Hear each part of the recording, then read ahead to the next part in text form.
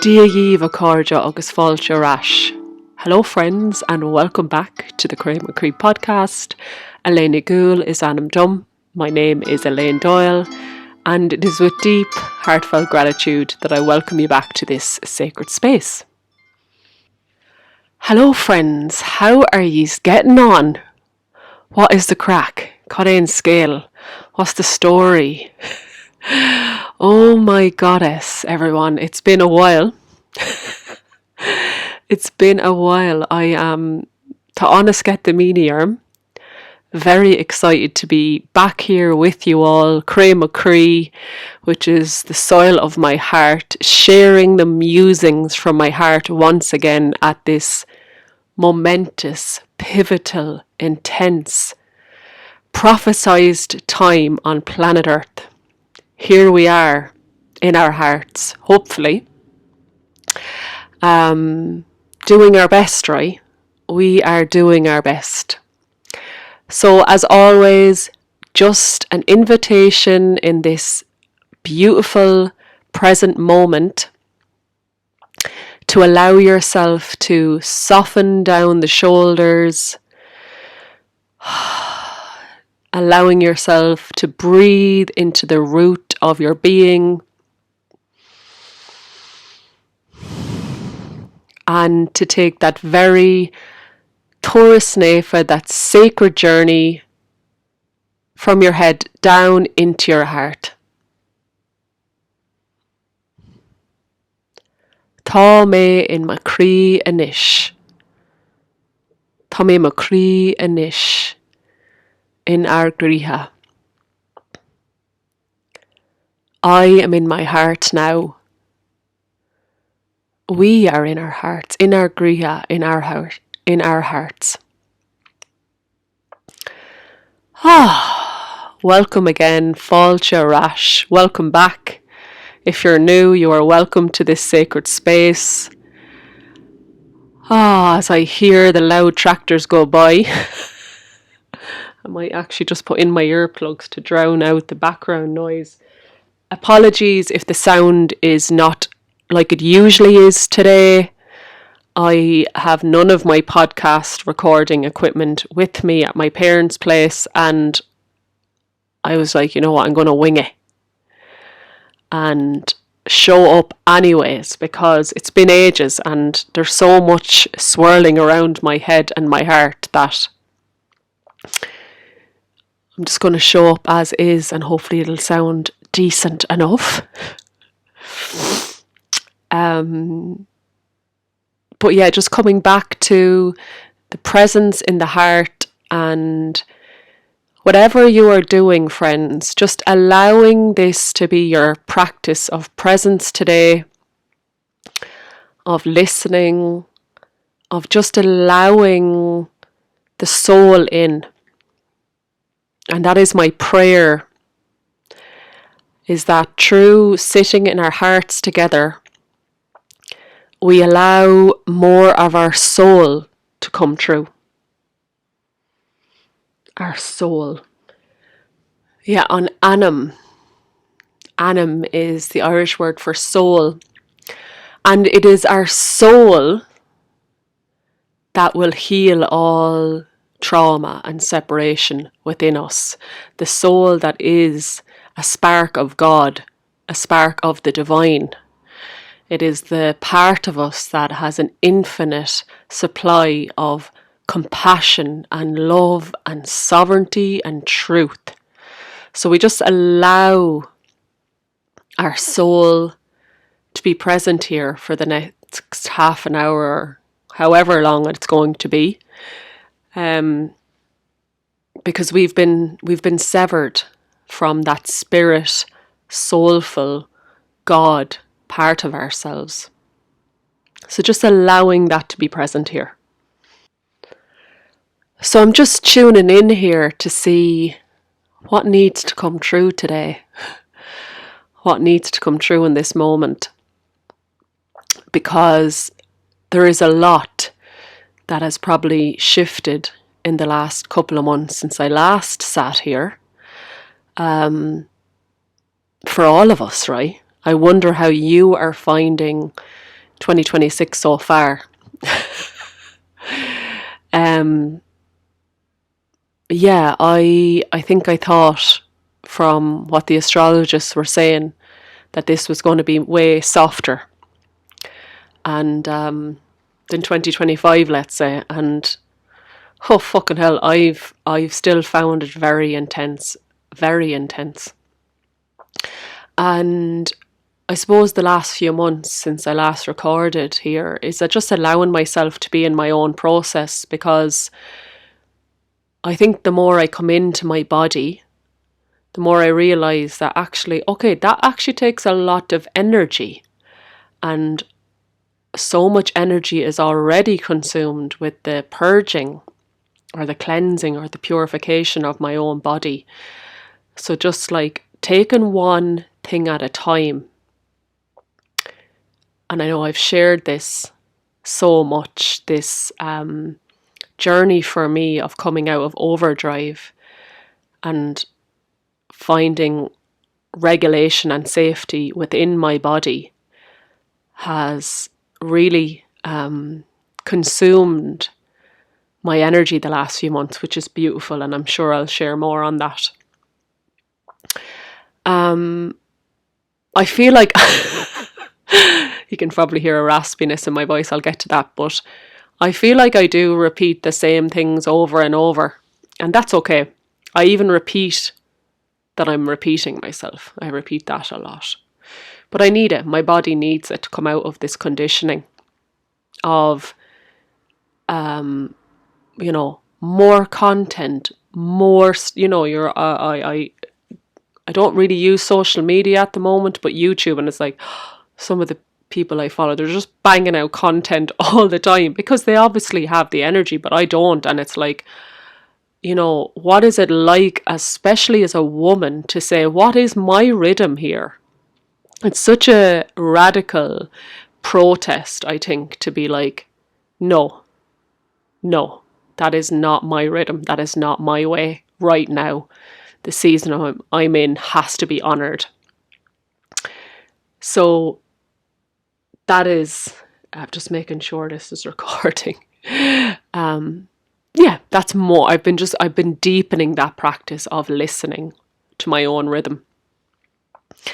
And for those of you who are in Ireland, you'll know that we've been in between this spring and winter kind of energy. It was really wintry yesterday in Kilkenny, where I live, or actually where I'm from. I don't live here on a full-time basis, but I'm here right now, and it's like, oh my God, it was cold. It was like the same temperatures we've had in winter. So it's like this pulling inwards again into the tomb, into the purge, that inner season of reflection, I feel. But there has been days of sunshine, so it's this kind of like mixed message, Aries fire at times, and then this pulling back into the Colyach's embrace is what I've been riding, or what I've been manoeuvring at this time. It's hard to believe it's summer, Beoutana in a few weeks. So for me, I haven't actually watched any energetic updates, but I can feel there is still a purging. Yeah. I've shared this before, probably many times, about the astrologist Andrew Smith. He's Irish, and he talked about how a few years ago we were in a collective inner winter all year to purge the separation, to purge the ancestral trauma. I still think we're in that sort of collective inner winter, whether it's spring, summer, autumn, whatever, because there's thousands of years of separation in our lineage. We haven't been connected to the soul realms in an embodied way in a long time. So just allowing the inner work and the inner season to be honoured. And as I say that, friends, I'm like, sometimes I'm like, who am I to be coming on talking about inner work and inner healing when there is so many of our brothers and sisters on this planet experiencing such war and terror and separation and starvation? It's baffling to my soul that this is still happening on earth. Who am I to be talking about doing the inner healing when, we're just lucky to be alive, basically? And my reflection on that is that, and I obviously have to clear something with that, is like, because we are living in a part of the world that we are safe and we are free, we are owed to our brothers and sisters who don't have that to thrive and to heal the war separation or the war consciousness within us. And I am reminded of my visit to Anne Frank's house many, many years ago. And I think there was a quote on the wall, and it was something like, her could-haves need to be our possibilities and opportunities. She didn't have the opportunity to live and be free and to be safe and to do everything that she needed to do in the world. But we have the opportunity, and we need to take that opportunity and thrive, not just survive. And for example, like, I'm sure, or this is just a thesis, I don't know, my mind is still not fully in this realm right now because I've been in the underworld, but a possibility of a thought of somebody who's in a war-struck country, right? They're probably like, God, the people who live in the first world, in the safe parts of the world, they must be just having an absolute ball. They must be absolutely just experiencing heaven on earth because they're not in war.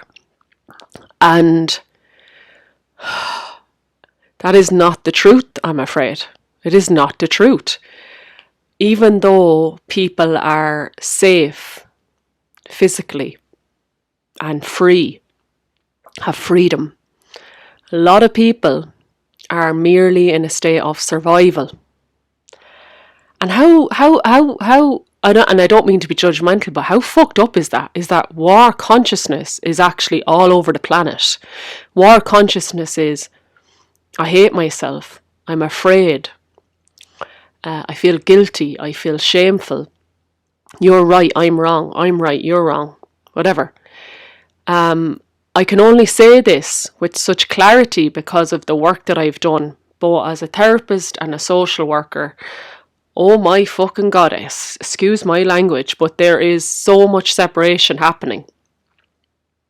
And this addiction to materialism and to, alcohol and drugs and all these things is keeping us separated from God. So I'm like, because of my brothers and sisters experiencing war, that actually motivates me to do the inner work even more. Because like, on behalf of your lack of opportunity, lack of freedom, a lack of safety, I'm going to make the most of it. And I'm going to pray every day for a day where my descendants do not know what war is. I'm going to pray for a day where the native forests of Ireland thrive once again, where we are no longer cutting the hedgerows, where we are no longer putting weed killers on our land, we're no longer eating food with pesticides and antibiotics and E-numbers in it. I pray for a day where our waters are running clear, where our children are thriving, not just physically, but emotionally and spiritually, and they know and feel God in their bodies.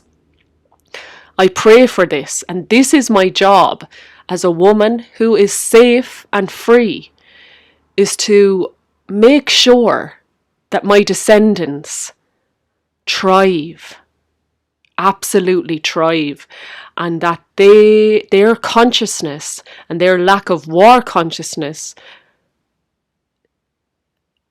emanates out and helps the world. And they stand up for what they believe in, and they know what is wrong and what is right. Because what's happening on the planet, lads, maybe I don't talk about it as much as I could, but it breaks my heart to think that there's children suffering so much. I mean, I've seen it in my own country as a social worker, the abuse and the trauma. And the action that we can take is not necessarily so outwardly.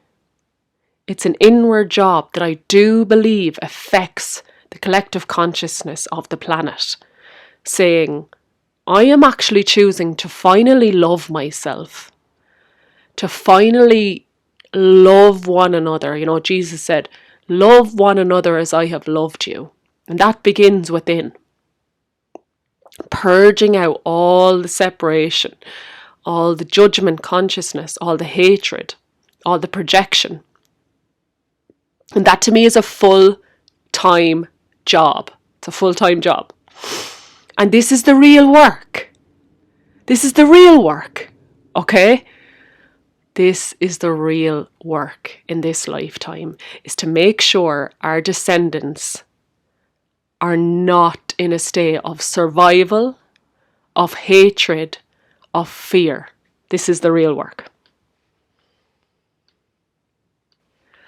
And why am I emphasizing this is the real work? Because it is easy to get distracted in the external work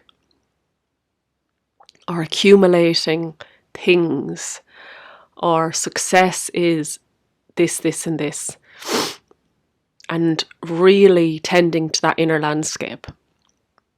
And of course, our work is actually really needed in the world. It is really, really needed, but it's a secondary thing. I've talked about this before. The first mission is the internal, the second is the external, and the external one is fed by the internal one.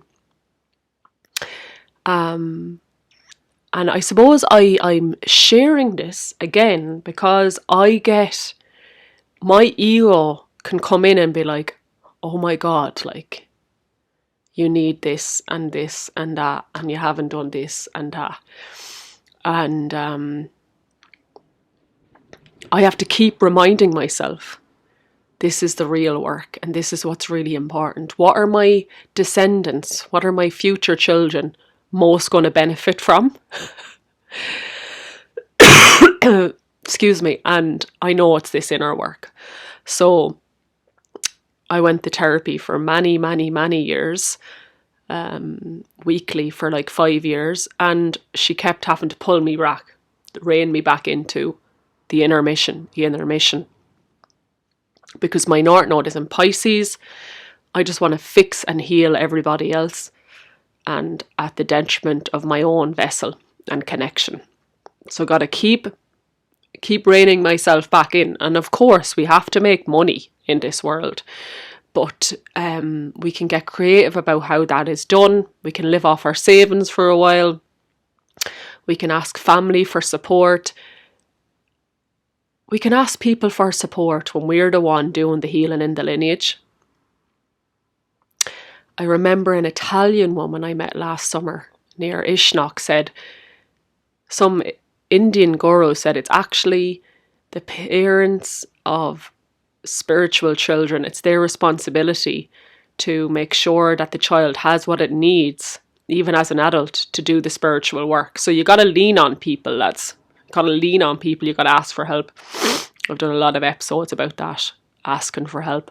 I'm still on my own journey with that, but I'm doing a lot better. The real work. Yeah. And in relation to that, needing support on our spiritual path and allowing miracles to happen. I've probably shared this before as well. Like, I've been provided for in so many random different ways that I could never have imagined. Abundance comes in many different ways. And I really seen that recently. I don't know if I've mentioned this beautiful woman on my podcast before, but if you haven't read her books, you need to go off and read them. Lorna Byrne. She has many books about her connection to the angels and to God, Archangel Michael, and so on.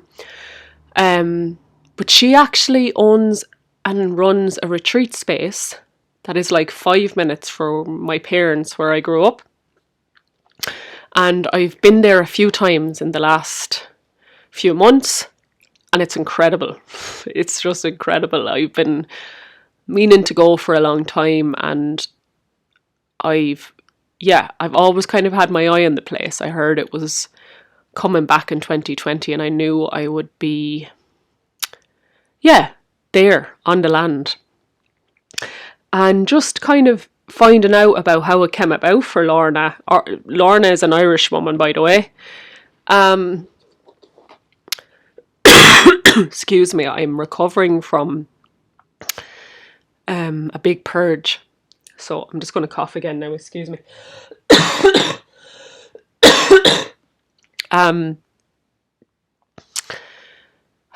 I'm just like, I just love myself for coughing on my podcast. You know, I'm sure people would like edit it out and all. I'm like, I couldn't be arsed.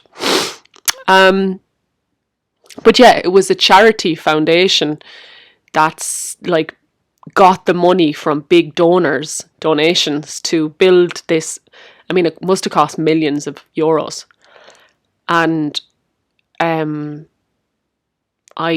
know in her second book, Stairways to Heaven, she talks about how a family friend, or a friend actually, they weren't related, was like, do you want my old farmhouse cottage? It was in Kilkenny, so she moved from Maynooth down to Kilkenny. She had to do a lot of work on it, but I was like, these are the miracles that you could never foresee happening if you were trying to micromanage your future.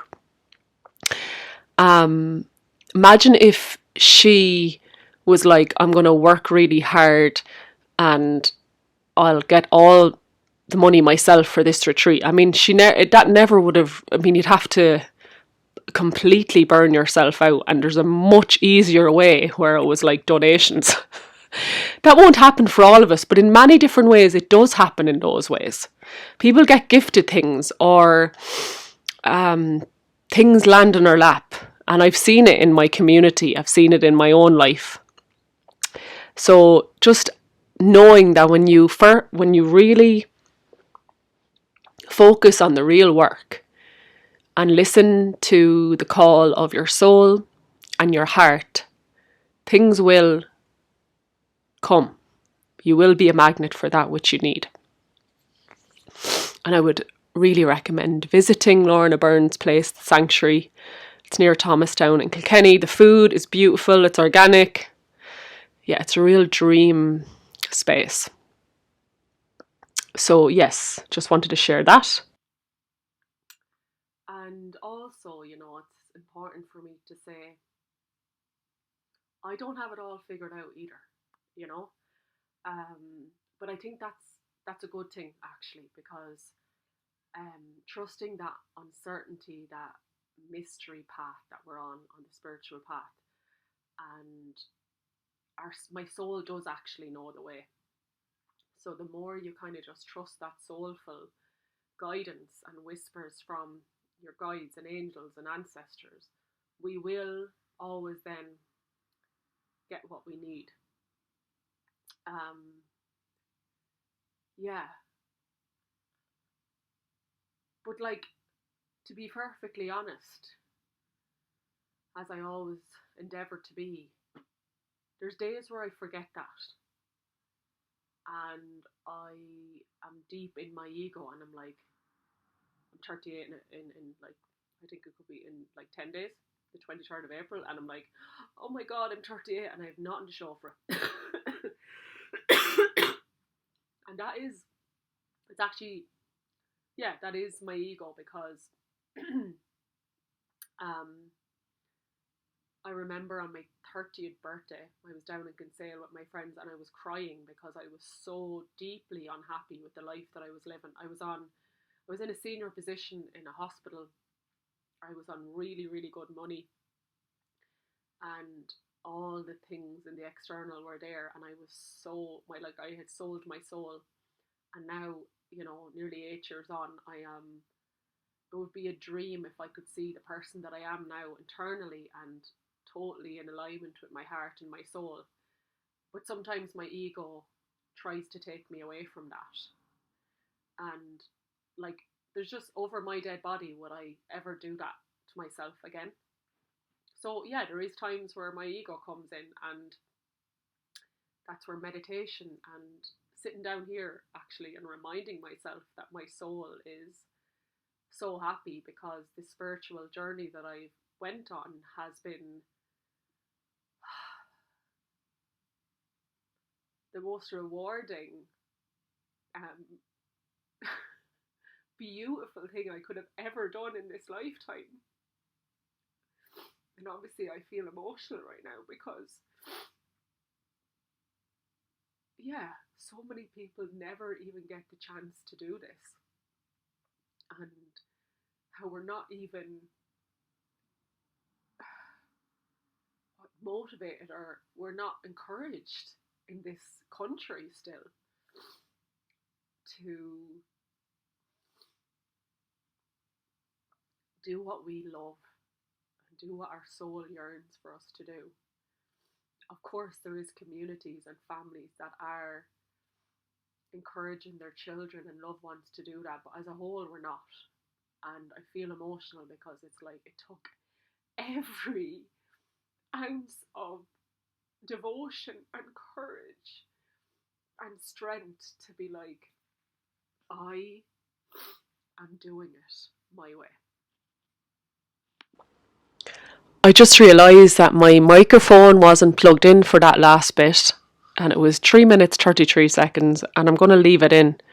So I know you've probably just listened to it. It's probably been hard to listen to, but I really want to leave that emotion in, because that is the depths that this inner mission brings us to. It's honestly, it's really not easy. Sometimes I'm like, oh jeez, I just want an easy life. And as beautiful and magical and rewarding that this path is, I don't believe it's the easy path. I don't. Maybe for my grandkids it'll be more effortless and easy, but there's a lot of purging, there's a lot of shit you have to sit with. And I've just finished the God in the Body container with Michelangelo. I've mentioned him before in his work, and wanting to feel the divine, feeling love, feeling God in the body, you have to sit with everything that is not that. So it doesn't feel like the easy path, but there's no other path that I'm willing to take. As I said, on my 30th birthday, crying because I knew there was another path out there. I'm just proud of myself for going, okay, this is not going to be easy, but it's impossible to stay on this trajectory, on this path of suffering and materialism. So yeah, I'm really glad I was able to share the depths of that, because as I approach my 38th birthday, I feel like I'm about 25, but I am. My body is changing. Yes, of course, we're always changing, but I actually really feel like it's important to disconnect from this collective consciousness of aging and disease and suffering. Yes, my body is changing, but it's not necessarily. Actually, I feel like it's healthier. My womb is healthier than it was in my 20s. So we can get healthier as we age. I actually believe that when we're doing the inner work. But yeah, just really proud of this unseen work that isn't always tangible, especially to people who are not on the path. There's nothing sometimes to show for it, only for the fact that your soul is in your body. I mean, which is the most important thing ever, is the unification of the soul and the body. But I suppose in a way I'm still plugged into family conditioning or societal expectations of me, and I need to really shed this more and more. So putting my hands up going, yeah, there's more I need to shed there.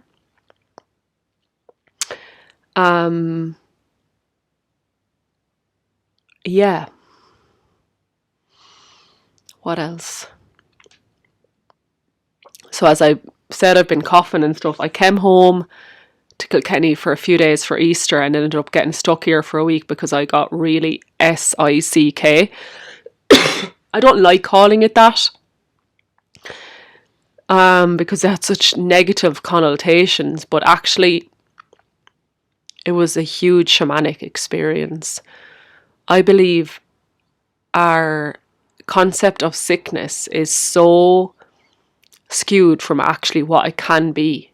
To me, it was a shamanic journey into the underworld. I was literally in the tomb and I shed a lot of grief, and I'm purging a lot of gunk from my nervous system and around my upper heart. Like, I'm coughing up a lot, and I believe it's connected to this societal conditioning of woman and these expectations of woman that are not in alignment with the true divine feminine.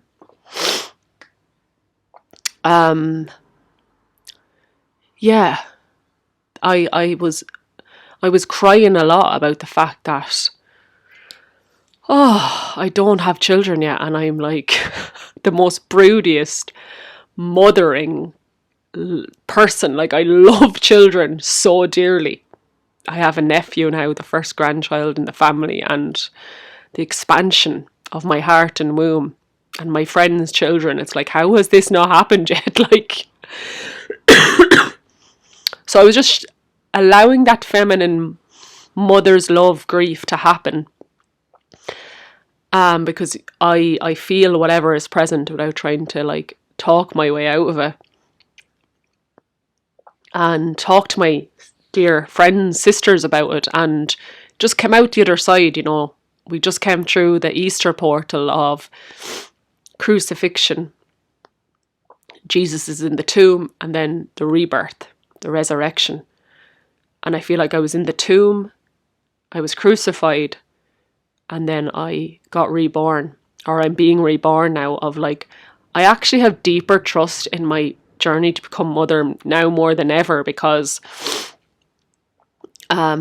as my friend Amelia said to me, like, when you are longing for so long, I feel like I've been longing for about, or feeling broody for about 9 years now. That longing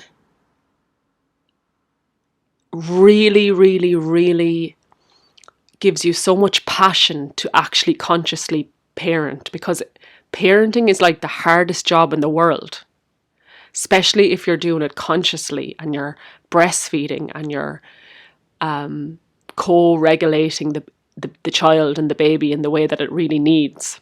It's a lot of stillness. It's a lot that it takes a lot of fire and passion to really be able to do that.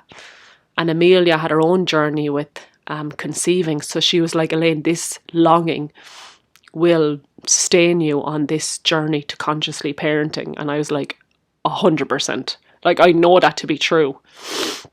It's the same with like have that longing for a husband. It's like when you've been single for so long, you don't take these things for granted. You know, I still, like, my recent partners, I'm like, oh my God, I can't believe there's a man lying next to me, because I was single for like a decade. You really don't take these things for granted. And when you look at our parents' generation, they were nearly forced into parenthood because, you know, you couldn't have sex before marriage and there was no conception. And many, you know, people did not have conscious conception. They weren't planning to have children. And they were very young. And it was, I mean, I just, hats off to my mother. I don't know how she had 3 young kids in her mid-20s, having done no inner work. I just like, yeah, I think she did really well. And yeah, I knew I had to do it a very, very, very different way. So all this trauma wasn't continuously passed down. So that's a little bit about what I've been purging the last while. Obviously, since I last spoke, we've had eclipse season. A lot of tears and sadness as well for my inner child that was feeling very rejected and abandoned. Those core wounds that we have as a race of being abandoned and separated from God. So I've just been deep in that process to come out the other side around the Easter portal and to be resurrected. What a time to be alive. So just seeing if anything else needs to come through. Yeah, I was saying obviously I've been purging and dying and then being reborn, and there's been like this interesting purge of like my material things.